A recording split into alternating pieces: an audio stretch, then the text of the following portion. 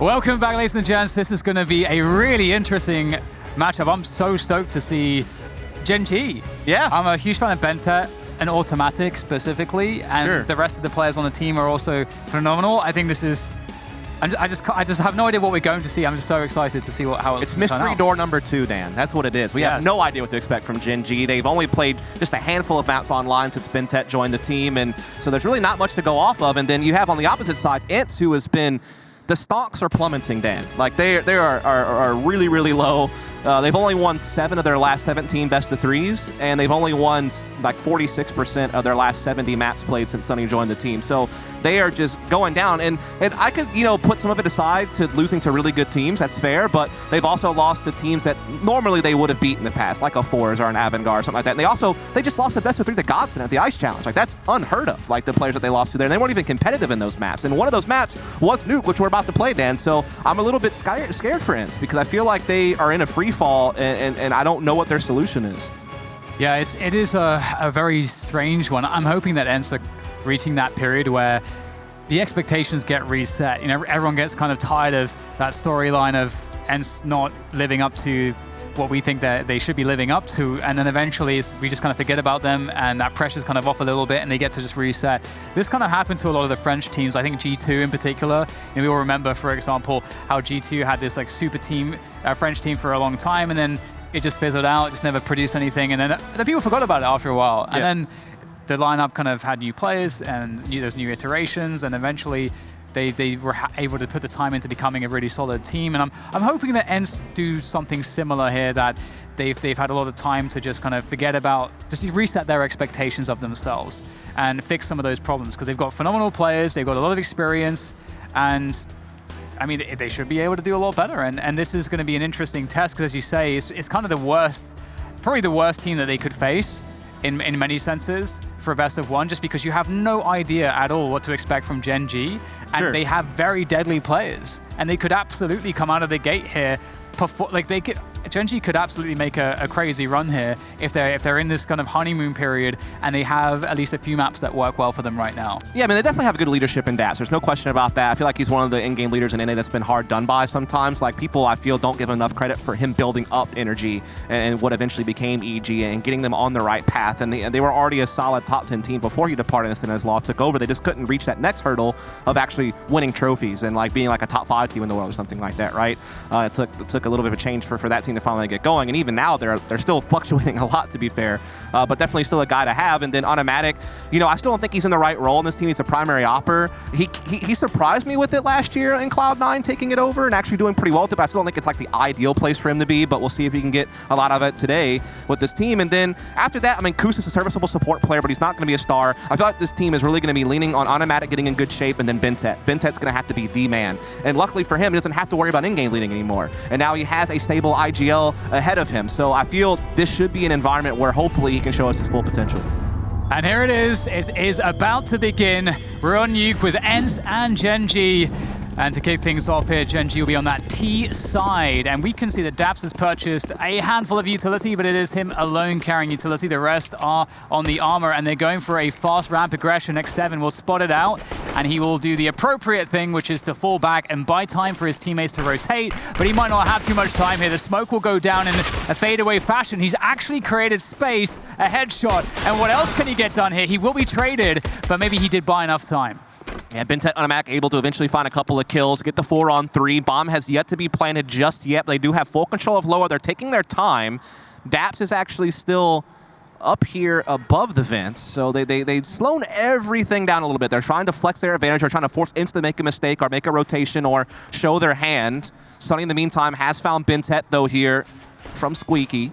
And now looking to just kind of hold these back calls. He's being pushed, though, by Sam and company. They do a little bit of a pair up there between him and Automatic and get a kill, but one gets traded back, and now it's all on Sam. It's going to be pretty tough here for Sam to cover that bomb. These choke points are rather difficult, but there may be a small opportunity there. A lick of damage onto Sergey. Sam trying to get that quick flick, that quick headshot. He needs it desperately, just a fast headshot to try to even the numbers. He does have some time to work with in this position at the very least, and he is being offered duels here just every so often. These peaks coming through. Sam now commits forwards, and he will go down. Didn't hit the shot that he needed. and Aerial will deal with the rest. ENCE pick up the pistol. Always a very welcome sign on the CT side to start off with some economy. Yeah, I mean, it looked good in the beginning for Gen.G. I felt like they got some favorable trades and got really good control of low. Well started there for the Finns. We will see Gen.G invest into this. MAC-10s and upgraded pistols. A plenty. X7, though, playing up close on the radio. Has been dealt with. Alu trying to be that follow-up player, but the trades again favoring Gen.G early on. But now it's like the same story. Aerial being the recovery player with another 2 kills. This is quite interesting because at Gen.G, they have gotten a couple kills. At the very least, there's some economic damage that has been put upon ENCE. And ENCE are going to have to be tentative here and spend time regrouping, which does actually afford an opportunity for a plant, it would seem, here for the T side. You can see they're not confident that the bomb side doesn't still have a CT there lurking somewhere, but eventually the bomb will be planted. That money, extra bonus money, will be secured for Gen.G, and this causes a lot of problems. This is already a big win for Gen.G in this round. They've already done economic damage. They've secured more economy, which means more pressure in the next round, regardless of what happens here. ENCE are in trouble. They need to make this retake smooth, and that's a great way to do it. And indeed, Sunny can finish things off for the defuse. But as I said, this is a huge win for Gen.G. Indeed, getting that bomb plant, getting additional cash, as you were noting, gives them some options going forward. And they've also made some headway in a couple of rounds. Like, it must be said that at least they're getting some opening kills, they're getting some space early on. It's just about finishing off things, you know, completing the rest of the round as the stages progress. But this round will not be that time. It's just going to be upgraded pistols again. And a few flashes. Looks like they're going to try to pop flash their way into the upper bomb site. See what they can find. Sergey unable to spot the one dropping, will likely hear it though. And Dav's making his way down. That's a little annoying if you're ENCE. You might have to rotate a player to deal with that. And that does make the defense a little bit weaker, more openings for these T players. And they are working with quite, well, with a small investment. So like a kill or 2 kills would actually be a pretty damn good response for them in this position. And I think they would be quite happy with that. Just keeping that CT economy honest. That is not a good start for Sunny here. He can't really take more aggressive positions now. Has to fall back after receiving damage. And Gen.G. Yeah, that's like one of those situations where you cracked open the door, you saw something you didn't want to see, and you closed the door and you slowly backed away. So he will get away with his life at the very least, though, and all the rifles are still in play. This setup, though, they're looking for X7. Daps will spot him. And here, surely, the player's pushing through ramp indeed. X7's in the open now. He's in some trouble. Can he escape? He's able to take down Daps. He can fall back behind that. Oh, nice shot coming in from Som there onto Alu. So there is some damage done after all, after forcing these CT players back. There's also openings on the map and 30 seconds with which to use them. Every round has been scary so far, I feel like, for ENCE, even though that they've been winning them. But is it finally going to catch up to them is going to be the question of this round, because there is a chance they can pitch the upper bomb site. Now, Sergey and Aerial still have really good positions to defend this upper site right now. And Sunny has Heaven covered. There it is. Sergey from up top, able to find Kusta, getting pressured, able to fall back. Aerial has his back here inside the site itself. And now everyone from ENCE is pitching in. Time is running out. Kills are being dealt. But Bintet trying to get that bomb plant, but ENCE was wise to it. So it's going to be 3-0. And they actually wound up not taking that much damage overall. They say 4 players. There was a lot of damage being dealt, and it got a little bit dicey, but they still escaped with 4 guns. Yeah, I completely agree. That was... It looks like it could have gone so terribly, awfully, horribly bad for ENCE, but they've managed to keep 4 alive indeed. So that does help, and now the Kriegs come out, the AWP onto automatic as well, and he is just a star player in every sense. Just he can do anything. He's really incredible. I can't wait to see what he's able to do on the T side with an AWP. Opening up with it means that he is very confident, looking for that initial pick through the squeaky door. Not finding anything just yet. He has Daps on the other side, out on the outside around main, so there is a chance for Daps to also get some position. Right now, the positions being held by ENCE is fairly passive. They have 4 M4s, a UMP, so their ability to play the ranges isn't quite as desirable as if they had an AWP and an additional rifle. Kind of slow and quiet here from Gen.G, and that is to be expected. Daps has always been known to kind of want to play the more default kind of slow style, and when you're kind of a new team, that's kind of what you have to rely on. That's like the foundation you want to build up first. Then you start throwing in like gimmicky plays and fast-paced tactics and more set pieces with more utility, but right here you kind of just want to get your feet wet. You want to just start building again kind of that base to launch from, and now we do see them making some commitments. We do see some peeks into ramp room. Sunny is just kind of holding the ramp side, but a Molotov will force them back. It will give Gen.G ramp control. Das is coming through low, so they want to pitch this lower bomb site. That is definitely the main goal, and they are running low on time, so they need to start making those decisions now. We do see them shuffling over into the lower site. Ariel there with the 1v1 against Das will win that. That's definitely a relief. And Gen.G maybe not fancying their chances down there, switching things to the upper bomb side here. Sergey's in the hut position. This could be very deadly. If he's able to win this battle, it's going to be very hard to plant the bomb. This is a key fight. Sergey, oh, he turns around just at the wrong moment, creating a huge opening now for Gen.G. Looking for that plant. It's denied by Ariel. I don't think there's going to be time here. Bentet, he's picked up the bomb, but there is no time to get this. The transfer comes through, and indeed, the CTs will win by time, and Ali will be hunting them down after time. And that's the 4-0 for ENCE. That was a close one. Indeed it was, and that is always the pitfall of playing a slower style, is when you start waiting until the last 30 seconds or so to start making a decision on where you actually want to make that commitment, where you want to take that bomb. If one little thing goes wrong, it can really just throw a spanner in the works, and you can't recover from it. You just don't have time, and that's what happened there. There's a player at mini watching the plant, gets the kill. There's no time to get that bomb back and get the plant in still, and so ENCE can know that and just, you know, hide and wait to win the round off the clock. And so we'll have to keep an eye on that. Like, is that going to be a consistent problem for Gen.G, or is that just kind of initial jitters? Because the one thing that everyone's excited about Gen.G, but remember, the core of this team played together on Cloud9. They had a lot of struggles at the end of last year, Dan. That must be said, and so they have a lot to prove, I feel like.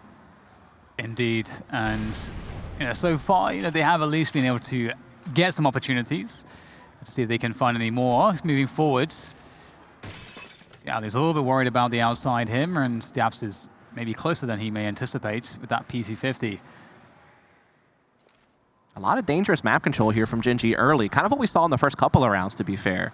But it's like, what can they do with it? They have yet to be able to convert something off the back of it. So far, an equal exchange takes place here through outside. Daps trying to cause a lot of ruckus here, but X7 and company are dealing with it just fine. Just Bentet and Kusta left against 3 from ENCE. Good pick there from Kusta. Keeping the round alive, 30 seconds to go for that bomb plant. And Bentet now has an avenue in which he can maneuver to try to get that bomb down in time, and Kusta holds down position. Now ENCE aren't really in a great spot right now in terms of those rotations. Gen.G are going to be able to position as and how they please on this lower bomb site. So this is going to be a tough one. Looks like Gen.G's best chance to win a gun round so far. Let's see, though, if they can close it out. Bomb is indeed planted. Good positioning here from Bentet behind the silo. Has his crosshair in the right place. It's going to come down to timing, but he does catch Sergey. So now all on Sunny, who is bleeding out already, and he doesn't want anything to do with this. You can't blame him. Just with only 16 HP, there wasn't a whole lot of fight left in him. And so finally, Gen.G are going to strike gold. It's off the back of Bentet with 2 kills. And again, this is the guy that we felt would be the star of this team. He's only played with them for the Anaheim qualifiers. They beat Riot Squad and Chaos, and he was an absolute monster in those games. And we know that he's been able to bring it to land in the past against some of the best teams in the world when he was in a really tough spot on Tyloo, to be fair. Like, that was a really chaotic environment, I feel like, and he was still able to find moments to thrive there. And that's definitely a good sign to see him have a big round. Yeah, Bentet's one of those players that actually is just dripping with talent. It's kind of disgusting when Bentet's on, what he can deliver. His mechanics are just out of this world. So I'm looking forward to seeing that. And we're going to see a fast explosion of the squeaky door as the players of Gen.G will make their way down the vents. I'm not sure if this was spotted by ENCE, but they have to respect that it's possible given that explosive action. And the rotation down lower has to be given for ENCE. And again, in forcing a player down lower, that creates openings elsewhere. Ariel investigating down the ladder, and he is going to find out that, yes, indeed, someone did drop, and it's Daps with the MAC-10, happily swapping out for the FAMAS. And Das has done this a couple of times already this game, where he's been able to get through vents, get into back calls, and either help them pinch towards lower, actually, come up and try to help them control ramp from multiple angles, or just be a thorn in the side of ENCE. But unfortunately for him, this time, Sunny picks up on it very quickly. So back into a 4-on-4 pretty early on here. Meanwhile, Bentet and company have taken control of outside. They have stairs, so again, still holding some threatening positions as Automatic clears out the vents. And now they're coming back up. So still, ENCE not really sure where this is headed. It could go either direction at this point. Does seem like Gen.G are falling back, though, towards Mini, like they want to try to hit this upper bomb site. It's going to be mostly on Sergey here, inside the hut next 7 with just a pistol in the sight. Nasty shot there from X7 to start things off. Sergey now call to action from the hut position, just working to delay after that initial kill. Knows that he can just create enough pressure here. Ultimatic, though, will start to deliver some kind of a defense, but it's up to Bentet. We bigged him up previously, and this is his moment to shine as he turns his back to try to deal with the upper heaven position. He finds it, but there is the trade set up by Alu in the right place at the right time, and ENCE will pick up another round, 5-1. It was looking, I think it's looked fairly shaky in many of these rounds, as you highlighted, Dust, but they are indeed closing them out. So that's really the important thing. Yeah, I mean, Gen.G has to be kicking themselves. They feel like they probably should be up 5-1 right now. Just the amount of rounds where they had an advantage in the mid-round and had good map positioning and just yet to convert a lot of those. Bentet obviously had a big play in the last round that got them around. And this one, he almost had the 1v2, right? I mean, it's just unfortunate. Alu, you know, just creeping his way in while Bentet was distracted from heaven. That's a tough spot to be in if you're Bentet to clutch that one out. And so our win one, lose one situation for Gen.G. Still able to buy here, but if they lose this, they would be on saving, but they had the chance to reset ENCE. So this is kind of a 2-for-1 deal type round, and like, you know, whoever is taking an L here is going to be maybe taking an L in the next one too. ENCE lost 3 rounds, only 1 player has survived in each of those rounds. That's devastating, and as Dust points out, that means big opportunities here for Gen.G, and they know it. Going for the challenge towards the hut position, the main position, and that's not going to work out for Som, as the defense comes through successfully for ENCE, and Daps now trying to pressure towards Secret. Sunny with the smoke to deny any fast action there, and Bentet in the meantime creates a pick there towards the ramp position, and now there's picks all over the place as Sergey goes aggressive towards lobby as a response to the pick in hut, and it's Squeaky, and it's just not working out at all here for ENCE and these aggressions, leaving Alu alone on the upper bomb site, and they'll figure out where he is soon enough. Yeah, not sure everything that happened there, but you can certainly just see from the kill feed that, you know, Bentet and company were just catching ENCE, maybe trying to take more assertive positions all across the map and just winning those duels out. Sometimes this game does just come down to 1v1 duels, and if you happen to win them all, then you're going to win the round. I mean, that's just kind of a, I guess, a basic John Madden type of analysis of things, but sometimes it is that simple. Yeah, for sure. I mean, you can't kind of, I don't think you can fault ENCE for the plays that they made. They were just responding to the situation. Sergey coming out, swinging out of heart because he knows that Bentet just killed one of his teammates in lobby, and he just lost someone in Squeaky at the same time. If you're going to get a kill, that's the moment when they're distracted, maybe expecting a trade from elsewhere. But as you say, you know, they had someone ready to take that 1v1, and he wasn't able to stand the test. Indeed, so that op will just be saved by Alu here over in T-Spawn. Again, they are not going to have a whole lot of money to buy around it is kind of the big problem. That is the disadvantage in this economic system, which you've been dealing with for quite some time, to be fair, where if you jump off to a big lead early and then the rounds start getting close, you're the one that gets punished more. You're the one that doesn't have that loss bonus to rely on like Gen.G does, as it slowly fades away round by round, but it's still a safety net that lasts for quite some time. So that's really going to play against the Finns and really kind of create a comeback mechanic that maybe Gen.G will be able to take advantage of. Yeah, it's really interesting because some teams are much, much better able to win rounds, of course, you know, when they have these full buys. And then there can be a situation where if a team gets a bad economy, some teams are really struggle working opportunities out of a low econ. And some teams are very good at that. So either way, fast push comes in from ENCE. They want to take matters into their own hands here with the CZs. It can't quite deliver though. Alu trying to get the peaks, and there were opportunities there for him, but unfortunately he won't get it, but maybe Sergey will. He's picked up an AK here, coming in on the flank, swooping in with that deagle, and he's stolen an AK. This is interesting. It's so scary because Bentet has 1 HP, man. You could breathe on him and he would die at this point, so he really has to be careful. He'll take a safe position behind the silo on the rafters, which may give him a chance to have a prolonged life. But it's going to be a lot of weight on Kusta's shoulders to try to finish this thing off. As we do see the op coming in from ramp, that is going to be Sunny with it in his hands as he's trying to just slowly maneuver in. Good one, it flushes Bentet out of position with the incendiary now all on Kusta, locked in the corner. Sergey stamps him out. And it's another close round, but it's another one that goes the way of ENCE. Absolutely, it just seems to be just enough every time for ENCE to just clinch it, no matter how bad it gets, and that seems to continue. And that's really going to hurt Gen.G actually as well, because Gen.G, ate away at their own loss bonus. They won one, lost, then lost one, then won one again. So that's their loss bonus effectively reset to 1 or 2 now at this point. So they're in trouble. They need to make this buy work if they want to start to find a grip of this game, this half at least. Cross smoke is put down outside, as we typically see on Nuke. And Genji has mostly kept it slow and steady. I mean, again, no surprise, it is this type of style that Daps likes to implement more often than not. We did see them have like one quick upper take, but mostly just to get vents and then still hold it in a slower style. We haven't really seen them go for anything fast-paced, which to me, I feel like you could take advantage of ENCE's low utility and throw in some more aggressive plays if you wanted to. Let someone like Vintet loose a little bit, see if he can make a play, as times are getting tough. But the other thing is, if you're Gen.G, you probably don't want to change too many things, because again, some of these rounds have come down to like mid-round 3-on-3s where Gen.G have good controls of portion of the map, and you feel like, man, we just got to convert those. Like it feels like you don't want to change up too much because you feel like your early round has actually been pretty successful. Yeah, I completely agree. It's going to trust the system, and Alu's going to destroy it. Automatic going down to the flick, and Alu can just happily shift away.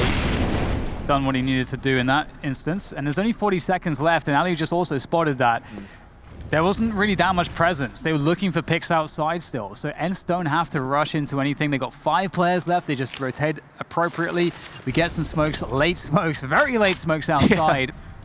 Again, the clock is starting to hurt Gen.G. Remember, they lost a round off with the timer just a few rounds ago, and now they're at risk of doing it again. They're in a 4-on-5 with just 20 seconds left. They do not have a site yet to start to plant into. They're trying to slip into lower, but Alu has caught on. X7 has a great angle up close. He's going to keep slowing them down. He does get killed, though, and this does open up lower, but can they get this bomb down? 8 seconds left. They're trying to get it in. The plant has been started by Sam. There was no threat from a CT, so it is now going to be a post-plant situation. Yeah, there's a legitimate chance coming in here for Gen.G on this post plant. They just barely managed to secure it. Quick Molotov there to deny some pushes from the CTs towards that site from ramp. And there's not a lot of post-plant utility available here. They're going to have to do it with the shots. The CTs will be able to shuffle their way out of these choke points there. Alu goes down first from the better angle. Oh no! Sonny's going to fall to his doom, it seems, and now it's just down to Sergey. 1 versus 2, the time is against him. 2 players playing around control here. That bomb is in the open. Sergey can't possibly cross to it without getting gunned down by one of these players, and he knows it. He's going to just try to save his gun. Gen.G have done it. They picked up the round, and again, we pointed it out. They needed to win that round to really stand a chance to make a comeback into this half, and they did it. By the skin of their teeth, though. It was so close, man. Just imagine if X7 gets 1 kill there, and it slows them down a bit more. That could have been a real problem, but luckily they were able to get that entry that they needed. Oh, fire. Yeah, it was the fire, indeed, that got Sonny in the end. Kind of ironic. See what you did there? Yeah, it was a bit of a dad joke, but... Faster outside presence this round from Gen.G. A lot faster. In fact, they're not even smoking the cross or anything. They're just... They know they have the weapon superiority, and they're just getting out there. Sonny is creeping around credit card now, and that could be problematic. Although the T's have mostly made their way down towards secret already, although the bomb is down outside. Someone might want to swing around and get that. Daps is in a low position towards Squeaky, I think, if I'm reading the map correctly. Sonny has this weird spot right now where I don't know if Gen.G even have any idea. He might be able to really shock someone, but it's all going to come down to timing. And there it is. Sonny finding Bintet. Spots another on top of Marshmallow, but Daps will take care of him. So things are going swimmingly for Gen.G so far. To be expected, I guess you could say. But it is still winnable for ENCE. They do have a couple of rifles in play. They have automatic low on HP. Both of them playing towards upper, however. So it's all going to be down to what site Gen.G decides to attack, and it looks like it will be lower. So these CTs will be avoided. The approach here from Gen.G is actually quite cool and interesting. We'll maybe go into the details of it in a moment, but as you say, Dust, there's a lot of opportunities here for ENCE. If they have the right positioning, and it is difficult to have that. There's so little information on the map for them at the moment with so few players. And Gen.G have had that secret control all along, so they have chosen that lower bomb site, and it's a safe plant behind the silo there. And looks like ENCE not really fancying this. It's not the upper bomb site, so like, well, screw it, we'll just go and save. Yep.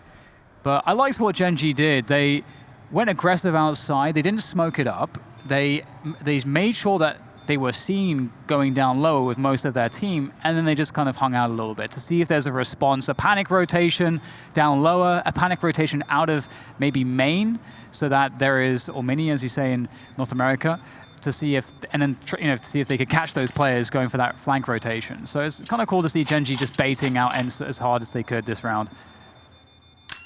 Nice seeing Genji get some success. I mean, I feel like they've had a lot of well-orchestrated rounds. It's just the execution at the end wasn't quite there. They couldn't quite put those finishing touches.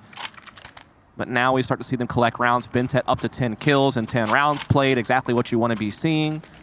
Sam has even had some impactful moments, the number 2 man, which I think he was the player I was most worried about, because I feel like there was like 2 camps for Sam. Either you were super hyped because he's this young, skilled player, or you were like really down on him because his performances so far with like Envy and such didn't really go that well. And I feel like the reality is somewhere in the middle, where we still don't really know what type of player Sam's going to be. Maybe he does have a lot of potential and could be a skilled player, but he hasn't shown it yet. But it's not fair to also say that he has no chance, right? So I think that DAPS of any in-game leader is the right one to have to maybe try to figure out how to unlock Sam a bit. And so far we have seen Sam, maybe, you know, stats-wise, purely doesn't look great yet, but he's had some big moments. He's had some key kills. I think Automatic as well. He's such a great role model, and maybe like I've not heard anyone say anything but just the most amazing things about playing with Automatic. That he is like a great role model in terms of how inspiring he is by the amount of work ethic that he has. He's got a crazy work ethic, but also, as you say, very nice guy and very involved in every process that the team has. So it's definitely an experienced player to learn from. And those definitely help a lot for newer players. Yep. Again, Gen.G taking their time, being very patient with this outside control. In the meantime, though, X7, one of the couple of players that actually do have a rifle in their hands, is able to find his mark, and now controls Hut with Aerial, making things a little bit scary for Gen.G. You have to try to work from this 4-on-5, but they still do have the superior firepower overall. And Automatic has his eyes on Hut, trying to make sure that there's going to be no backstabbing. As they do take into lower, Alu spots it, backs off into window. That's not slowing down Sunny, though, with the door, just playing around with them. They will take down Alu in control, who had fallen back. He was the bait, but Sunny is able to spring the trap, although he's being dealt with now as well. And X7 swings in with another rifle kill. Problems now for Gen.G once again. A 2v3 after plant. Automatic at the back of the bomb site will get taken down immediately. Aerial having quite the round, but it's up to DAPS, the fearless in-game leader. It's a safe plan, I believe. So DAPS, he's not going to go for it, it seems like. Hoping that they were faking, but they were not. And the round will go to ENCE. Oh dear, Gen.G not going to be happy with that one. That has to be like the 4th round this half that Gen.G have played with like 8 seconds left. And what it does is it creates a lot of stress. It creates ENCE a lot of opportunity to be at the right place at the right time for the retake right away. And it doesn't really give you a lot of chances to really get into good post-plant positions or really set things up for the future. And also, you're running the risk of just losing off the clock again, which has already happened to them at least once this half. So yeah, I'm a little bit concerned. I think they need to maybe get a little bit more decisive in the mid-round, but all in all, still, I think they look better than what the scoreboard indicates. Yeah, I agree with you. And I think it's a credit to ENCE for playing a great Nuke so far as well. And another pick outside from Ali. He's been pretty consistent and doing the damage there with the AWP. He's also got some more forward support here. The flashbang forward for Sunny from Credit Card as Ali goes for another swing there towards that T-red position. And that is certainly going to encourage Gen.G to leave the outside. It looks like they've given it up here, understanding that ENCE well and truly have this under lock and key, and they are going to respect that. They've lost a lot of health. They've lost a player. At this point, there's only one desperation option left, it seems, which is to burst the upper bomb side or the ramp position. So that's 2 options, but still, desperate. Yes. Yeah, it's a desperate option either way, as you've noted. And Sergey has a really nice position here to deal with any type of Hut exit.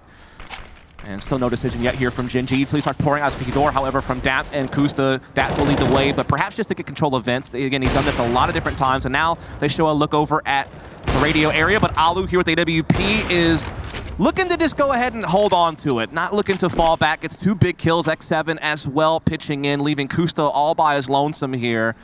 Time is low. He does have possession of the bomb. He's getting into the hell area, going to start creeping up the ladder into heaven. trying to see if he can maybe get into upper here and cause some problems, but Sergey was more than prepared for that. So it'll be an 8th round for ENCE.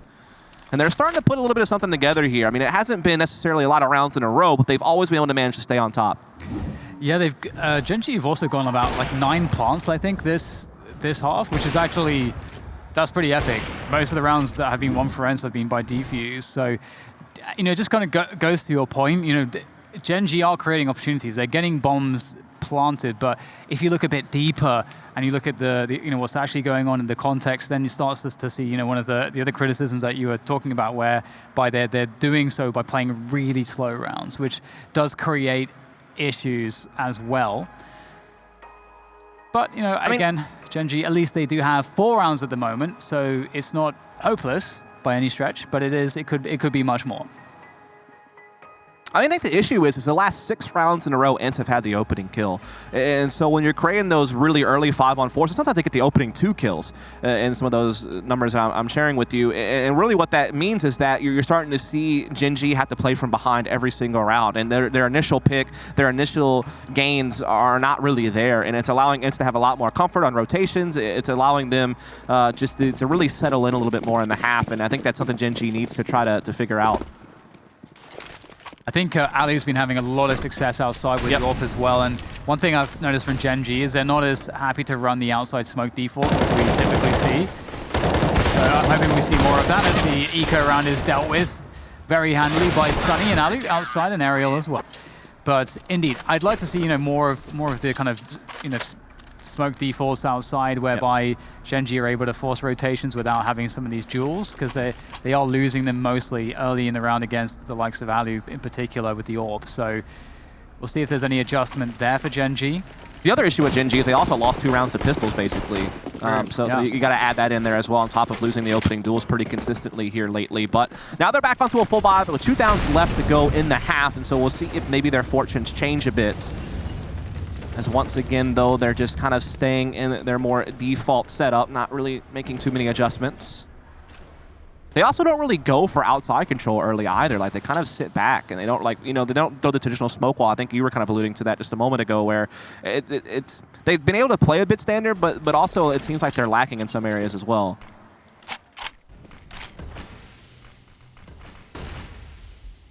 It's definitely an interesting point for me, because you can see Ali's actually repositioned here. That position is definitely a dangerous one. We have seen that Gen.G toss the Molotov there a couple exactly. times, They didn't have the money for it this time. But yeah, they were lacking it, and you can see how the timing just doesn't work out. Yeah. The one moment that Ali does decide to actually push that position, and I want to be a bit biased in how I view Nuke, because I view it very much from the lens of how Astralis play Nuke. But I'm like to think that Astralis play every map optimally. So yeah, I mean, I think you're not taking too many risks with that statement. So yeah, I kind of model what I expect to see generally from how Astralis develop their defaults, and we aren't seeing a lot of the kind of Astralis-esque outside you know, plays and tactics around the smokes and timings and so on. So we'll get at least Kusa jumping down the vents there, but it's a 2v5. It couldn't be much more hopeless. 20 seconds as well, so the time is against them.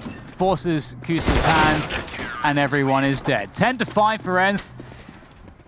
It looks extremely shaky in the first 6 to 7 rounds, but it really has stabilized. ENCE are looking good for an 11-4 at this rate.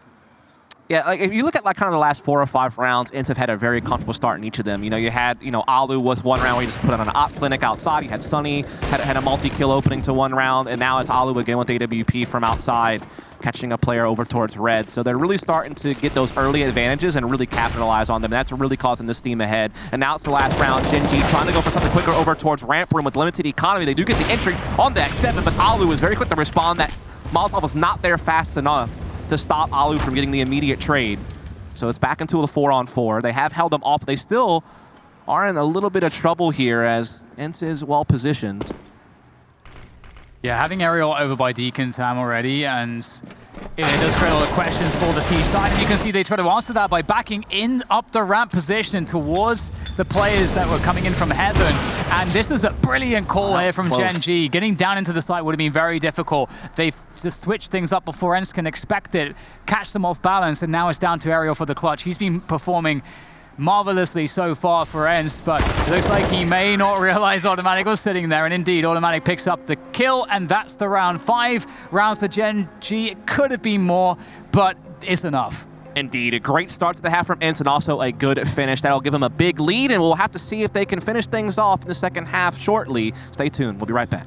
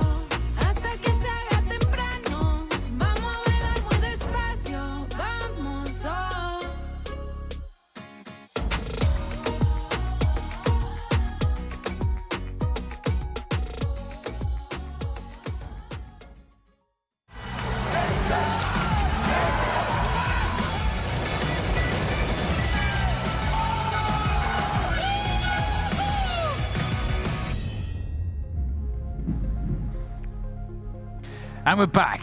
ENCE and Gen.G. Now, Gen.G's debut performance on LAN so far, not going as perhaps they wanted. It was definitely a troubling half for them. They did scrape together 5 rounds, though, which can definitely be enough. We'll see if they can get off to a good start here on this CT side. And ENCE, they're not going too quickly to begin with, spreading out across the map, making Gen.G guess. What are ENCE up to?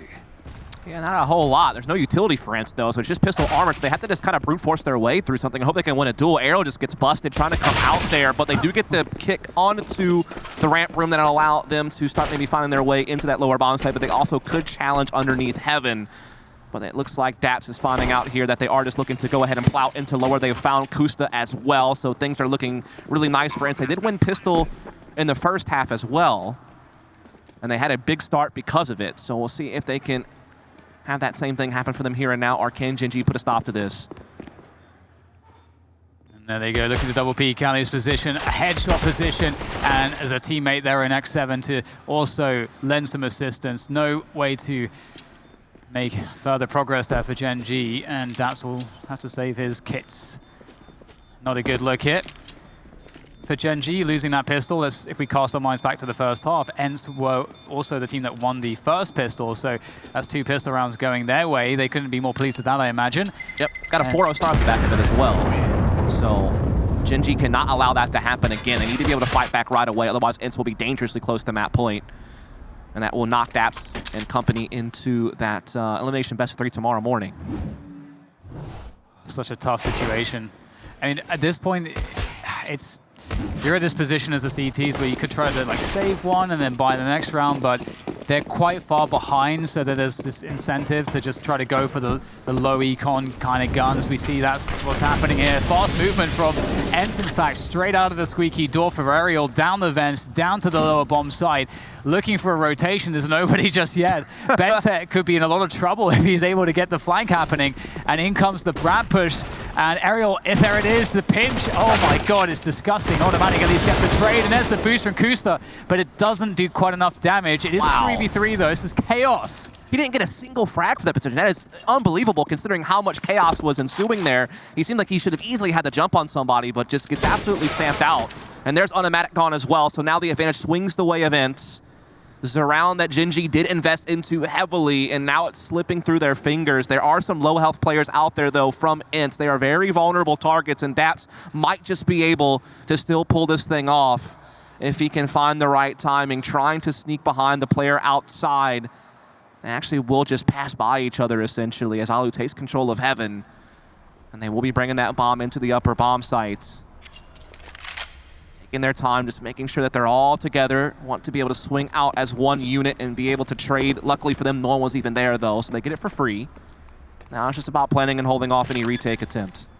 The thing as well is that they know, Gen.G know that these players are low. I mean, Automatic got so many tags with the scouts, so that makes these Zeds actually very dangerous. These pistols very dangerous. Some with the Mag 7, very dangerous. But obviously the issue is, you know, can they find position to actually attack? And they will be sneaking their way forwards. And Daps has the kit that he saved from the pistol round, so he has the kit. So that makes all the difference here.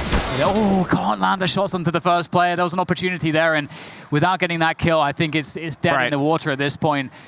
But with that kill, Son would have been able to move forwards, and there could have been a real opportunity here. He'll at least be able to hold on to the Galil, but they need rounds desperately. This won't be one for them. No, it will not. And while they will save the one Galil, they can't really invest too much around it. Maybe just some P250s and the like. So it really should be skating into another round, another big start to a half.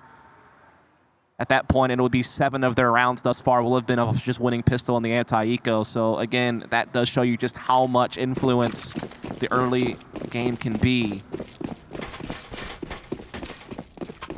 Well, what do you say about this one? Just a full save pretty much. The Galil held onto by Som. Can he do some damage with it? Well, no opportunity to do so, at least not yet. A couple T players from ENCE will be able to drop down the vents into a control room. They've got all the control of that lower bomb site they could possibly ask for.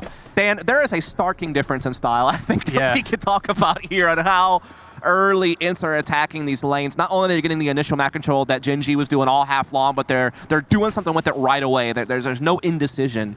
You know, they just look to slice their way through, and they will surgically now get into this lower bomb site. They get the opening kill onto Kusta as well. No threat to them really at this point. Politely closing the door. And it looks like they will systematically, one at a time, take down the Gen.G players. Now, it's not too much for Gen.G to do in this round, obviously.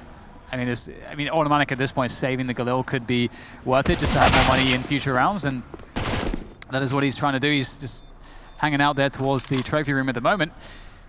See if he can keep himself alive. He might be able to pick off a couple players in this kind of a position. This is an exit-seeking position, looking to catch players coming up the ramp, maybe upgrade to an AK-47. However, ENCE doing the responsible thing, and they are exiting through the positions that they know are completely safe. And at the same time, ENCE are expecting an Automatic to be at T-spawn, and he is, of course, too smart for that. So, big round from ENCE. They don't lose a single player, so a lot of money being saved up. They seem very disinterested about being on camera, Dan. They weren't about it. But we appreciate all of you out there in the crowd, hanging out, watching the games. Our first event here on the West Coast for DreamHack.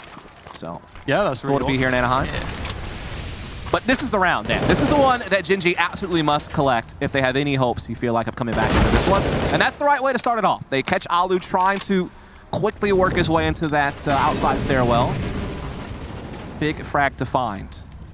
The Galil actually feels like a good weapon now as well these days since the changes. Absolutely. So it's actually not too surprising to see some action there from Kusta going his way with the Galil.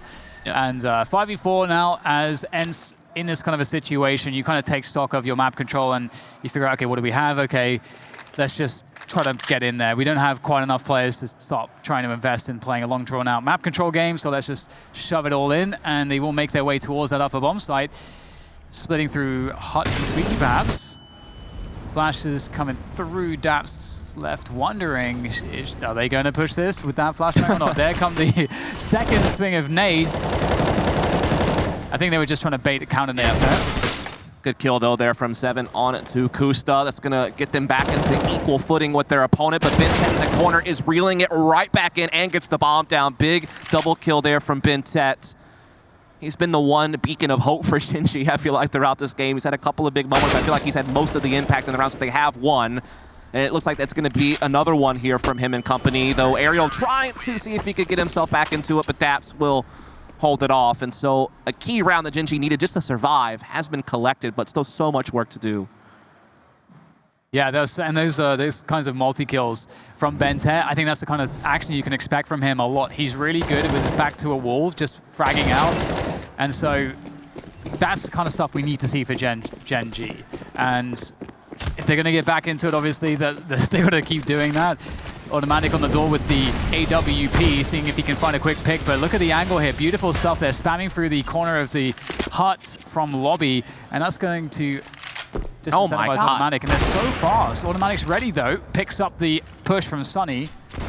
I was worried for a second that he wouldn't be ready. I thought maybe Sunny had found the window, but not quite. But they are still finding some entries on upper. Luckily, Daps and Sam are up to the task. It's left Alu in a tough spot that Bentet will be able to take care of. So, well done by Gen.G. I mean, that looked like it might be a little bit of a problem, but they were able to handle it just fine. Yeah, good call from Daps as well after the first kill to drop down for the second and just force the fight. Because if he hangs out there, he's going to get split on from the Squeaky, the players coming up Squeaky. So just very smart positioning and very well handled executionally. You can see Daps has been putting in the hours on the DM, and I think he's definitely individually going to be called into question if ever there are issues with this team. Sure. So good to see that he's looking sharp. And speaking of which, Automatic taking that up outside now, looking to be the presence that Ali was for ENCE on that CT orb. Not a whole lot you could expect from ENCE in a round like this. Again, just a great pistol, but they have won a couple of rounds like this in the first half, so I don't want to necessarily deny them maybe that chance. But Kusta so far looking pretty nice here towards lower, able to split up the attack with the fire and get the opening kill, and again, just continues to stall out these T's, able to back away, find a couple of more as well. No problem for Kusta. He is eventually found, but he's done a lot of work on his way out. So he'll creep his way through, and he will execute another frag on Ariel, and there we go, finishes things off as well. So Daps is hitting his shots, which is, again, re-emphasizing the point. That's good to see for Gen.G, and Bentet is defending well. Automatic starting to get in there with the AWP. You can see Kusta holding things down into a Secret. Obviously, it's against pistols, but I think it fills any Gen.G fans out there with some hope here, because Gen.G is stabilizing their economy. They still have a buffer of rounds to work with. Yep. This is how you make the comeback happen. They've got a good base to work from. Exactly, just gotta take it one round at a time, and so far things are looking up. Another full buy, though, from ENCE. No AWP in the hands of Alu, but still rifles around the board and a bit of utility to work with. Aaron Company is kind of trying to challenge here towards Mini Kusta, though, not really giving them much to look at. He did take some damage initially, but now just holding a safer angle as Daps keeps tabs on Hut, Sam as well for some reinforcements from Heaven. No quick play from ENCE this time. They have slowed things down, but it looks like they are still going to go for that typical outside smoke wall play to try to threaten Secret, or perhaps even look to attack into Mini. Yeah, as far as the CTs are concerned, especially when these smokes usually come out in the mid-rounds here, you could delay for delayed mid-takes, and it creates problems because the CTs likely don't want to have players in forward positions at this timing of the round, so that makes those smokes even more effective at denying information. Yep. And X7's looking after the lobby at the moment, as well as Sergey looking after ramp for any pushes. If there was any info plays, they'd catch it. And Sunny's got that deeper control down Secret. So ENCE can go so many ways with this, and they're going to go straight through ramp to begin with. And Bentet gets a double, always good for it.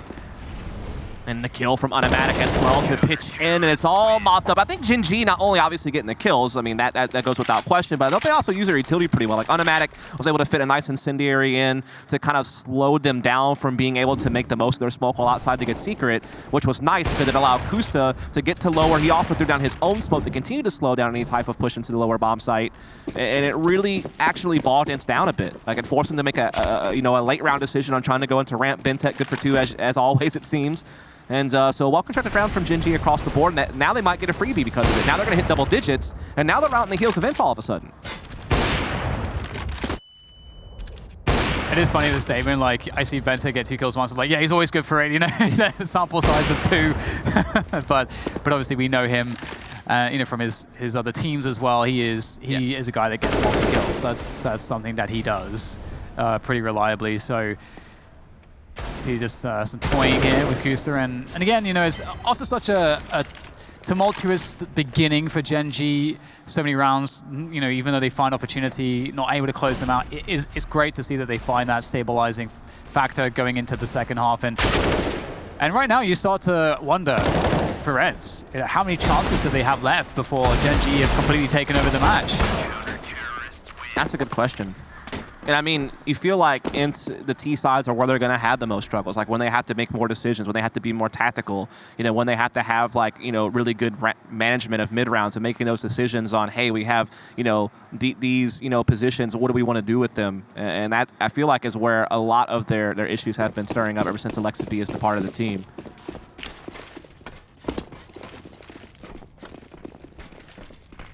Here we go once again. ENCE a bit quicker outside presence. There is, oh no, there's a big gap there for Kusta. He spots one, that's good information. Doesn't realize maybe that Ali's so close. I think the drop down for Ali was covered by maybe the Molotov or some kind of other sound cue. And Ali's going to be poking into the mini position, into that upper bomb site. Now there might be a swing from behind him because he's worried about that, trying to smoke off his back.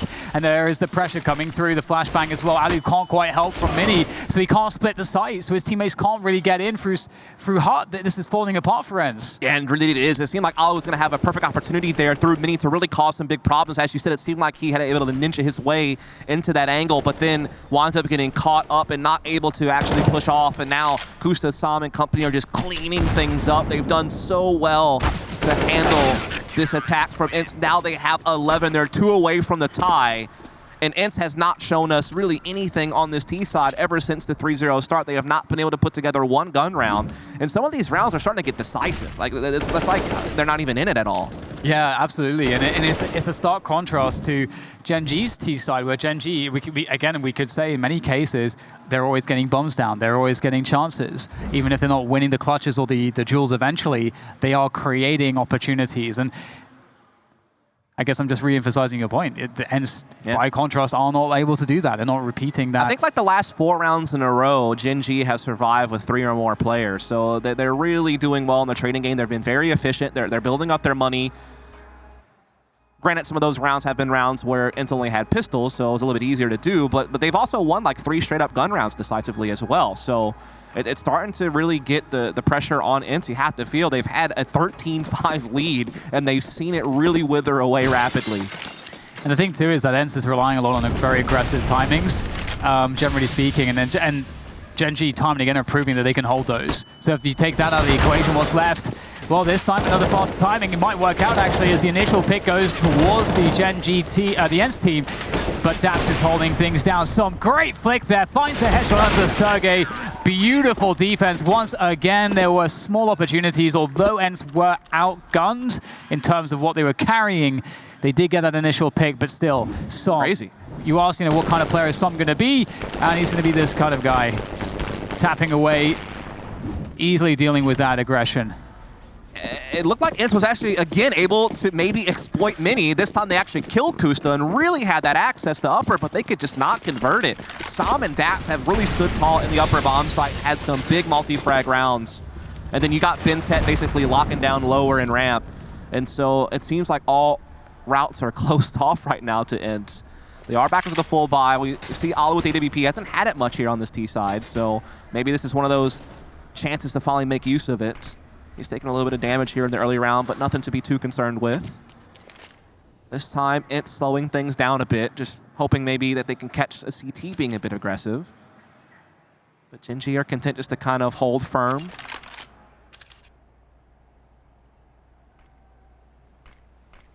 So once again, same timing, more or less, that mid-round smoke timing outside.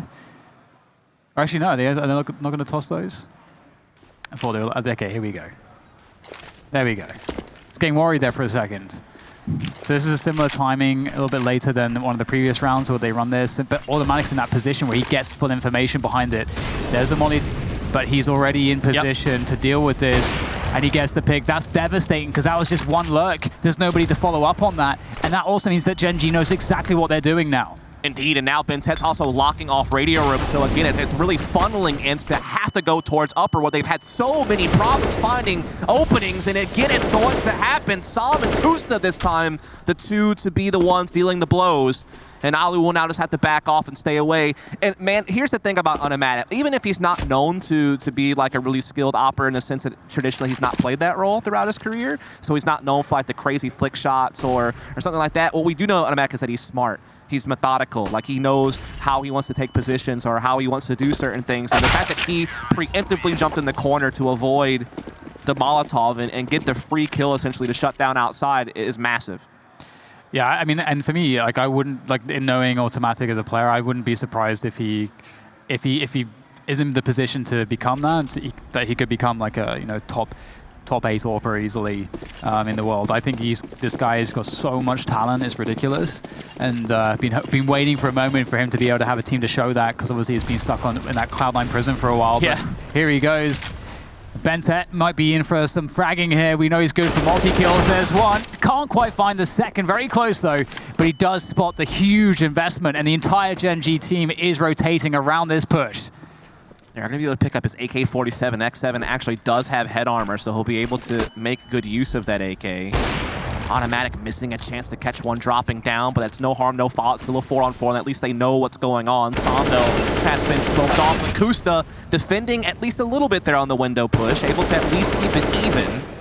Bomb has been planted, though, and Automatic able to find an opening here. Another one on the Sergey, absolutely disgusting from Automatic, and he'll just go ahead and finish it off. Why the hell not? And so there you have it, Gen.G, the crazy comeback. Didn't think it could happen, but now it seems like a foregone conclusion that it's here. And we see some smiles. Automatic's having a good time, and why wouldn't he be? Look at this, beautiful shooting there with the AWP. Very fast stuff there, straight in the face, and there was nothing that could be done for ENCE. Automatic is certainly leading the charge with that one, and their money is out of control here, as you were alluding to previously. They're not, in a lot of these rounds, they're not losing that many players. I mean, they usually seem to keep 3 or more alive, which means their economy will forever be growing. And then, again, struggling to get, I mean, they got a bomb plant that round off at the back of a very fast rush, but typically on the gun rounds, they're not finding the finish to a plant. Now, whether they win a post plant or not, there's a different story, but the way that they default into the way that they shot call in the mid round is not getting them through to a bomb plant, which is the final phase there. And so that does definitely indicate that there are some issues. And ENCE seem to be relying heavily on these very aggressive plays. And as I mentioned, that doesn't seem to be working. Time and again, Gen.G have proven that they can hold those pushes. And we haven't seen ENCE successfully run those slower defaults. Yeah, it's been really, really tough. Before that round, there was a run of 6 rounds in a row where Gen.G only lost 1 player. So that just goes to show you how they've really just been shutting down ENCE completely. It looks like it's going to happen again. Oh my goodness. We'll see if X7 has any hope, but no, not going to be the case. Map point Gen.G. This is getting so insane. Dude, Som is so hype right now. He's getting really confident. Yep. He's got some nasty aim on him. He's got some really good mechanics. Very, very fun to watch. And here it goes. Can they finish it off, Dan? Remember, we're down 13-5. They have now just racked up the rounds. They have not seen a single gun round go against them. It's just a huge drought since that 3-0 start to the half. Yeah, I've got to say, I'm excited by what Gen.G are showing us at the moment, even though ENCE is struggling, and we'll get the completion of all the smoke set. That's often actually how teams tend to do it. Leave one open and then smoke it after, in case there's a molly that denies your smoke placement early in the rounds.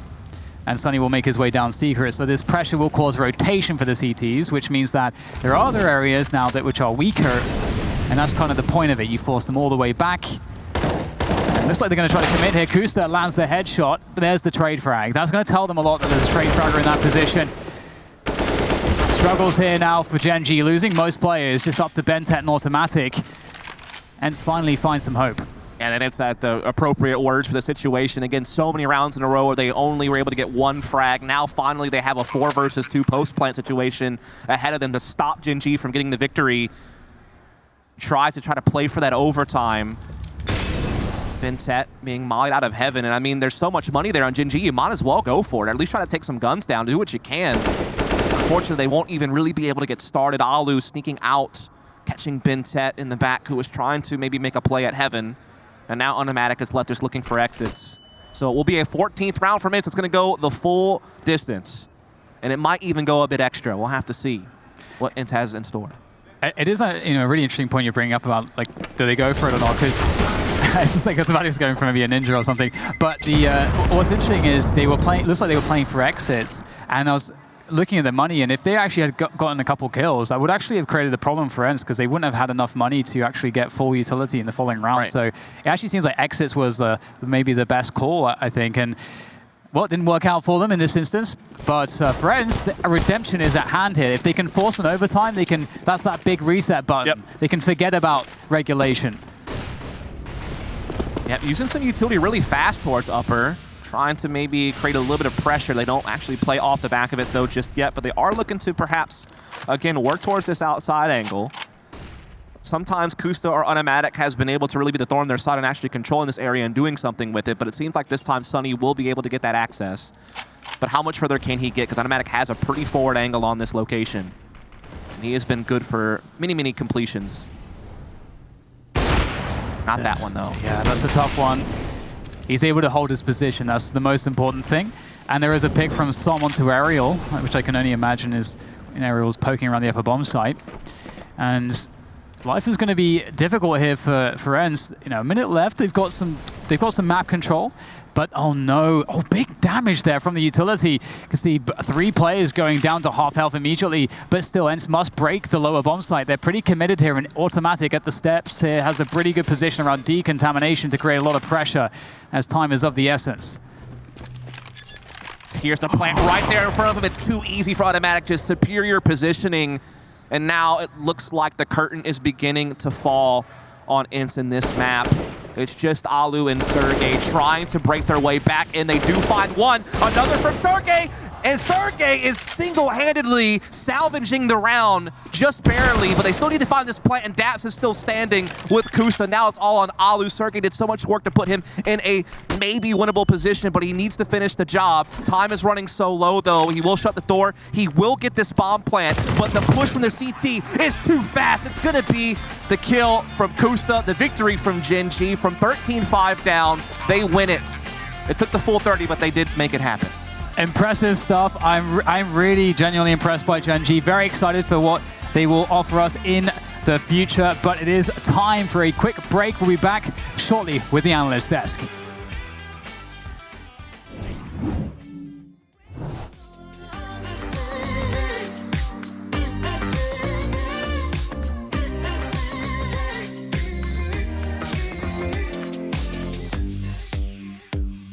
You hide your feelings every time.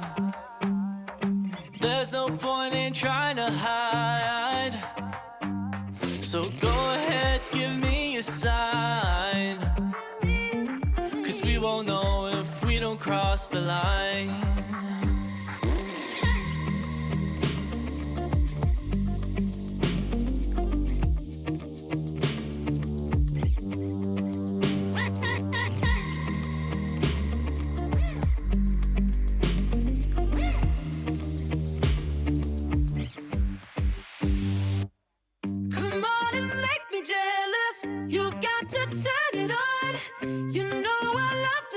But I can only wait so long. Come on and make the effort.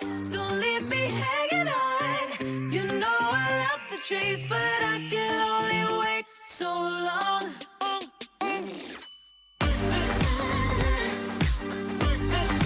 Wait so long. Wait so long.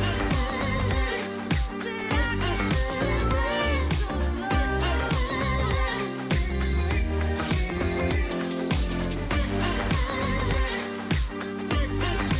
Wait so long.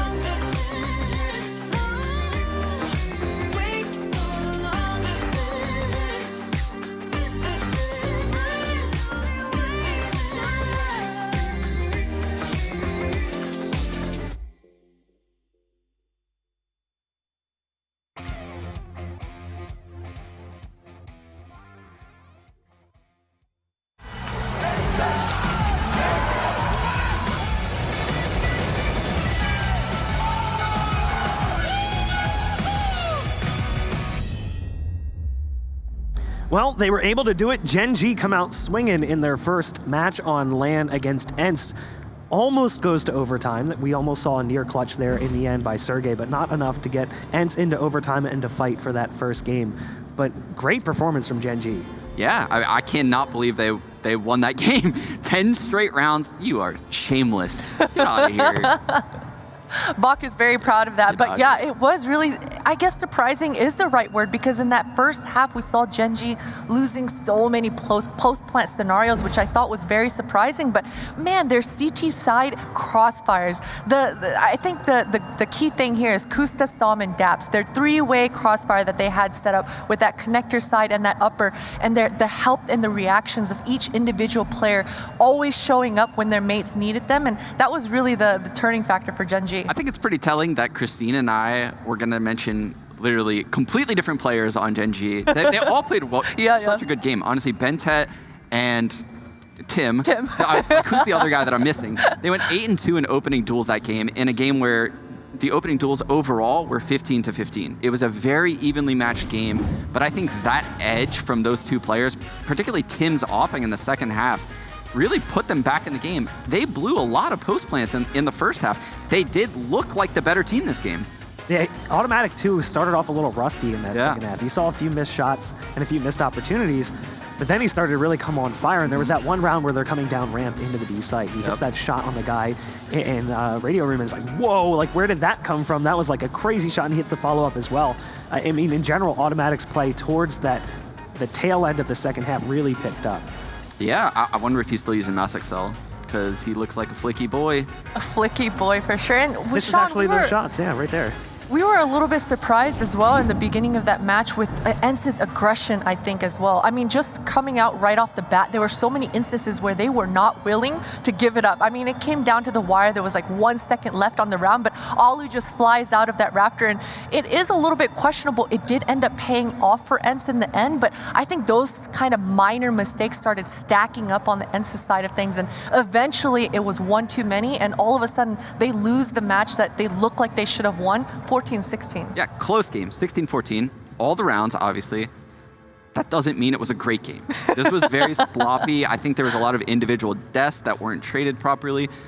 But honestly, I'm shocked that Gen.G had this comeback in them and being such a young team. Yeah, I mean, both teams' T sides left a lot to be desired. It didn't really feel like Gen.G was really super prepared on Nuke for their T side, and it felt like ENCE was just stronger on their CD side. But then you flip the coin, and all of a sudden it's the same thing for ENCE and Gen.G on the other side. I think Gen.G looks very promising, and that's something that I haven't said a lot about. You know, this core, I guess, going back all the way to the Cloud9 days when, you know, Daps, Tim, and Kusta came from Cloud9. They just are struggling a little bit in the late round areas when they have a man advantage or, you know, it's a 3v3. But once they get that communication aspect down, I think, you know, they could be making runs in events. I have to agree. It all comes down to the synergy. I mean, when you're able to have the synergy right off the bat a little bit earlier than a lot of teams and have those CT setups just work out so well in those split-second decisions, it really bodes well for Gen.G. Now, if this was a map that we weren't necessarily expecting to see them play, should we expect bigger things from them on more stable and familiar maps? Probably Hopefully. so. I think Daps has been known to have very strong defaults. Historically, he's very strong on Overpass, Dust 2, so I think those are Mirage. Those are maps that we'll likely see in this Gen.G team's pool, and they'll probably be very good on them. That's actually what I expected to see this series go to, was Inferno or Mirage. I expected Gen.G to try to play it maybe a little bit more safe, but obviously that opportunity didn't arise as they ended up on Nuke. I thought that would have been vetoed out pretty quickly. I expected like Vertigo and Nuke, like get rid of those right off the bat. 4 straight L's now on Nuke for ENCE. I don't know how it got to this map, to be honest, in the best one. I thought they would have more up their sleeve. Now, looking at ENCE in particular, like, what happens next if they fall out of groups at this event? You know, it's a little bit earlier to tell. You know, now they have the rest of the day off. They're going to have to show up here tomorrow. They have the rest of the day off, right? Yes. Confirming? Yes.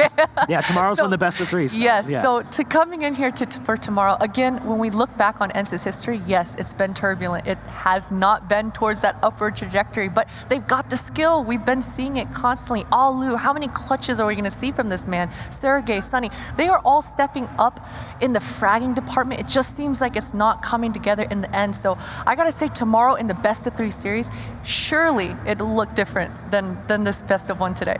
They just look like they lack confidence at this point, right? Like individually, they're making so many mistakes and doing things, over peaking in certain areas. But then when they should be supporting teammates, they're not doing it. I think they're in their heads at this point. They've lost too many games, and I mean, I rarely say this, but if they bomb out of groups, they're at a place where they almost need a roster change. Well, we do have Bentet over here, and I'm just going to take the stairs. Hold on. See you, man. Well, they are really throwing you under the bus right now. Okay, All right. Interesting. Took the stairs. It was a great little hike over here to the couch. Thank you for joining me over here. Congratulations on the win. Thank you, thank you. So I got to ask one of the first questions. What's the dynamic like playing for this team versus some of the teams you've played with in the past? The dynamic, like, you mean the structure? Yes, yeah. I think Debs, as an IGL, he brings a lot of structure to the team. Like, we play a lot of as a team, more like a teamwork, not like individual movement or something. So we keep trying to gain more experience, of course, in this tournament, and I'm so happy we win the first match. Playing with Sam, he's a player who's young and he's got a lot of energy. Is it a little bit hard to play with him sometimes because he's a very loud and boisterous player? No, I don't think so. I mean, we love him when he's shouting. Like, he brings a lot of energy to the team, like a lot of positive atmosphere to the team, which what we need. We need some guy who really loud. We do have the other guys on the desk as well. Potter, I'm told you have a question here. Yeah, my question doesn't have anything to do with Counter-Strike, but I was wondering, because over in the League of Legends stage, we see a lot more Asian people, particularly Koreans, coming over to NA to compete, and they always complain about the food. They can't quite get used to the American culture and the food. How has it been for you? Do you like California? I mean, when I live in here, I always order Asian food. Like, I rarely try American food, but I think so far when I eat American food, I like it and I really enjoy California. Sean, you have a question as well? Yeah, I saw you missed out on a couple qualifiers so far for Gen.G, but what's your guys' practice schedule been like since you came over to the States, and is it more intense than what you're used to in Thailand? I think it's pretty much the same. We go to the boot camp before this event in Poland, in Warsaw. And we've been there like 15 days, I think. Like, we had a really good boot camp. We have a really good result in the boot camp, and we feel confident for this tournament. Were you guys prepared for Nuke when that came through as the map pool? Like, have you guys been putting in the work on Nuke? Yes, actually we practiced Nuke and we confident at that map. I have just one last question for you. Have you tried In and Out yet? No, but I will try it. You have to try In and Out. Yeah, I think Team Ultimatic told me that it's pretty good. I mean, In and Out is like the staple of West Coast American food, so you have to give it a shot. I will try. Maybe while you're here for this event, you guys can go and make an In and Out. Okay. Thank you for joining me. Congratulations on the win. We are going to throw things to a quick break. When we come back, it's going to be North versus Forza, and that's going to be a bit of a duel. Stay tuned.